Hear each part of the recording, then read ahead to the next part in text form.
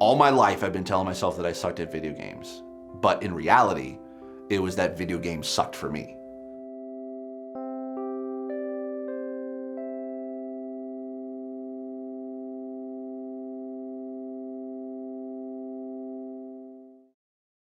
I grew up with a condition essentially called nystagmus.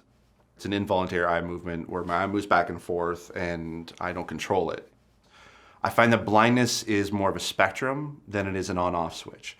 A lot of people have the misconception that blindness is where you have completely no vision whatsoever. Because yes, I look like I have regular vision as everyone else, but it's sort of an invisible disability. And I've always been considered essentially legally blind.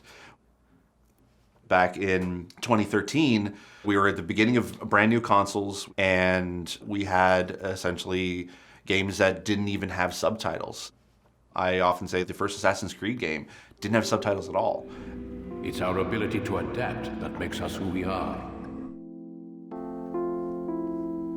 Gaming isn't just playing a game, it's actually creating a community. It's creating a way for people to communicate. I think accessibility has been less emphasized until recently. The idea is to make things as inclusive for as many people as possible. Everyone has the right to be included, everyone has the right to communicate, and the right to be heard. The more that we can make it accessible, the bigger the community. Accessibility is very human and is important. Essentially, it's a certain group of settings, or at least ability within the game for disabled players to be able to play video games, whether you have a visual disability, deaf or hard of hearing disability, or motor disability. The earlier that you decide to include access into the projects that you make, it just becomes the typical. It means you work to create something that as many people as possible can access. When Naughty Dog first approached me to work on the game, I was running a panel for a game accessibility conference. After the panel was done, they came up to me, introduced themselves. A couple months later, they flew me out to Santa Monica, and I got to spend a couple of days there at the studio and got to play the game, and I didn't think that it was possible.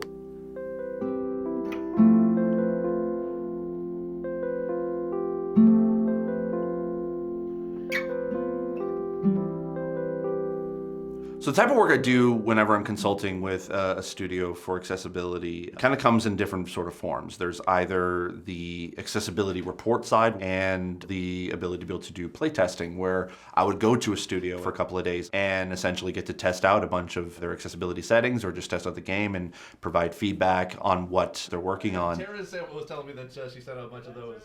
So some of the stuff I really love is the text-to-speech option, and the fact that every single piece of text that's in the game is read out. We wanted to end suffering. We wanted to restore humanity. Is there stuff like auto-aim, where your reaction time is key to be able to be successful in a game? It opens up and removes some of those barriers for those players to actually be able to enjoy the game as those who are not disabled. High contrast mode was actually developed as a feature in Uncharted 4. It was called Thief Mode because it was just something that you unlock at the end of the game when you beat it. And when disabled players were able to play it, they took that feedback and they turned that same feature into high contrast mode in The Last of Us.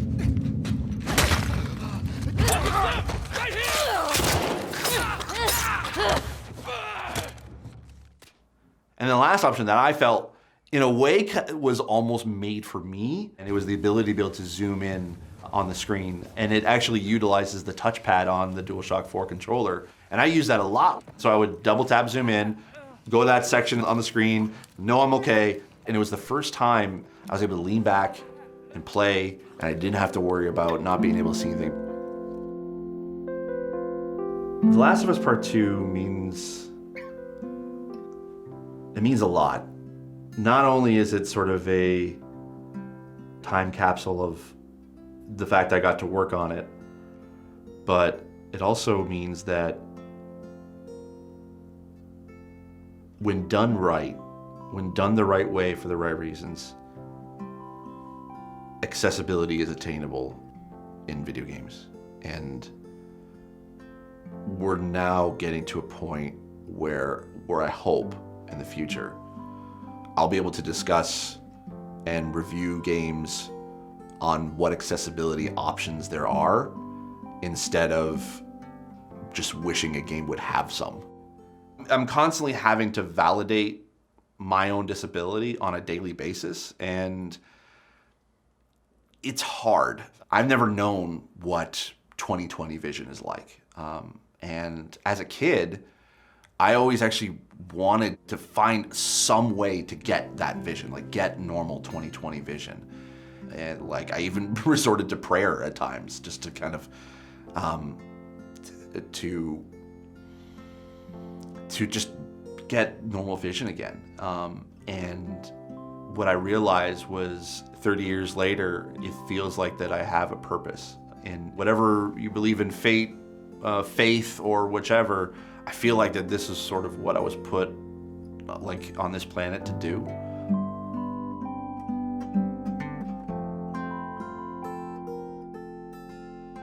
I'm sorry.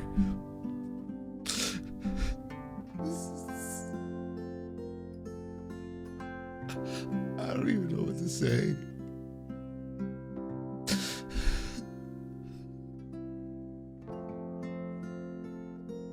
This is why I do what I do.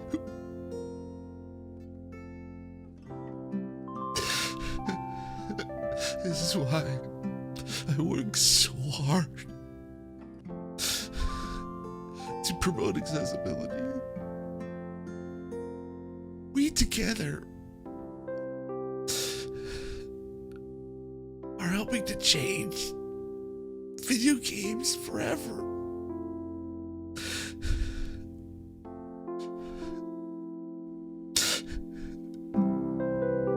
There's no going back.